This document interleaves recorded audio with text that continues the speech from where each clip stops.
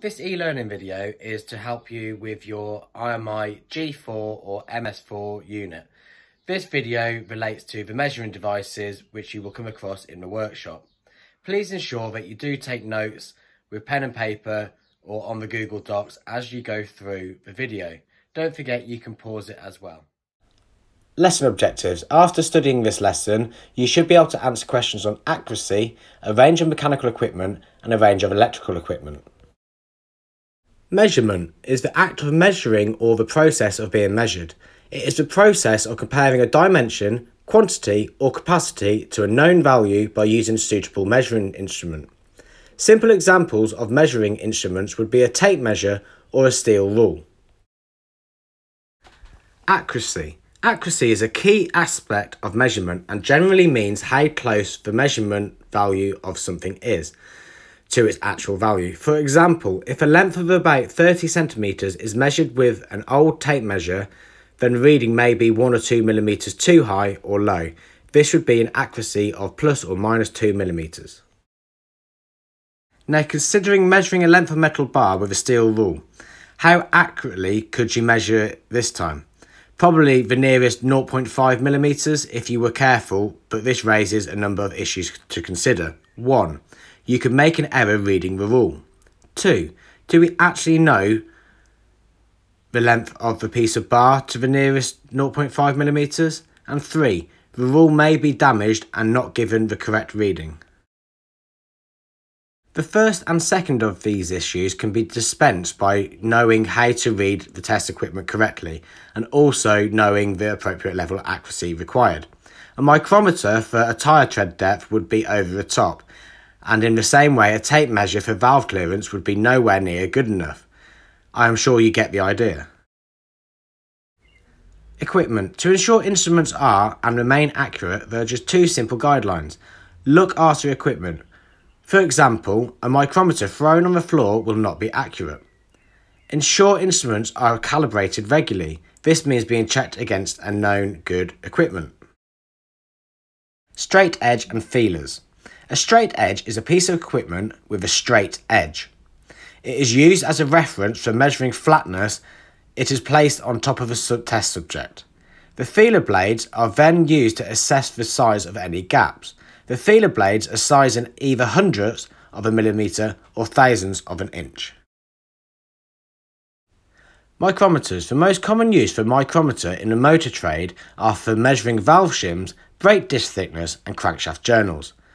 They normally have an accuracy of 0.01 millimetres and is used to measure objects no more than a few millimetres across. To understand how to read a micrometer, please refer to the video link underneath this video. A dial gauge, often known as a dial test indicator or a DTI gauge. It is used to test the movement of something very accurately. A good example is the run out of disc brakes. A plunger on the dial gauge is made to run up against the side of the disc as it is turned. The body of the gauge is clamped in position and via accurate gears, the movement of the plunger makes a hand turn on a clock dial. The face of the clock is marked in 0.01 millimetre increments and will usually rotate enough times to measure up to 10 millimetres. To learn how to read a dial test indicator correctly, please use the video link beneath this video.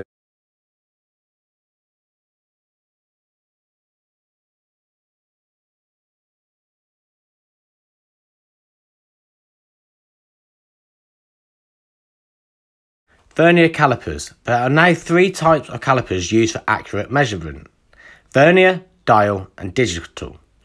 These calipers have a calibrated scale with a fixed jaw and another jaw with a pointer that slides along the scale. The distance between the jaws is then read in different ways for the three types.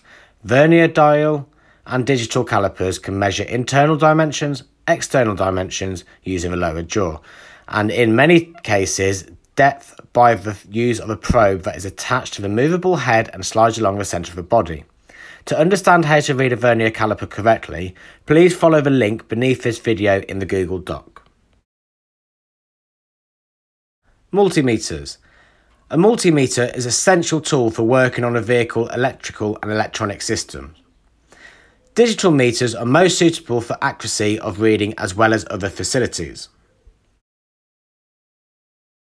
This table shows a list of multimeter functions. You can either pause the video here to read it, or you can open up the PowerPoint which runs along this video. Underneath the video there is a link to access that PowerPoint. Oscilloscopes. An oscilloscope is a very useful measuring instrument. There are two types, analog or digital. However, the digital scope is now universal. An oscilloscope draws a graph of voltage against time. The trace is made to move across the screen from left to right and then to fly back and start again. The frequency at which the trace moves across the screen is known as the time base, which can be adjusted either automatically or manually. The signal from the item under test can be amplified or attenuated, which means reduced, much like changing the scale on a voltmeter.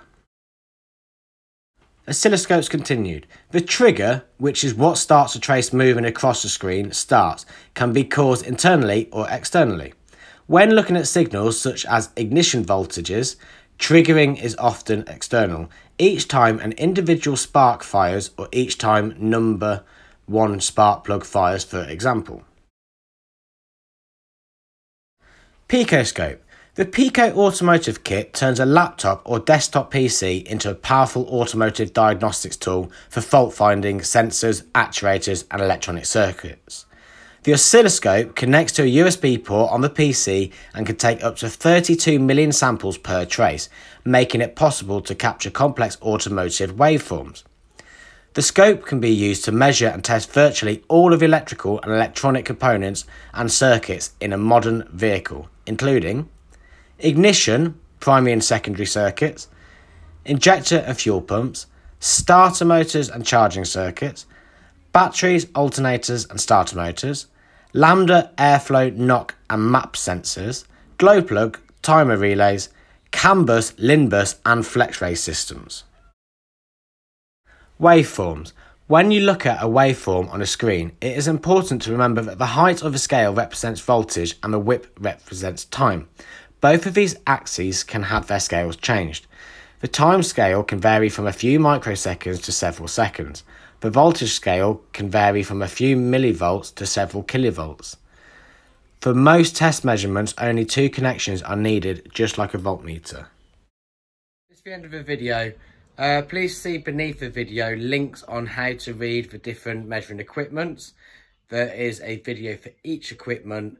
Please also take note on that because you may get a question in your exam on how to read the equipment. Also, the PowerPoint which accompanies this video is also underneath in the Google Doc.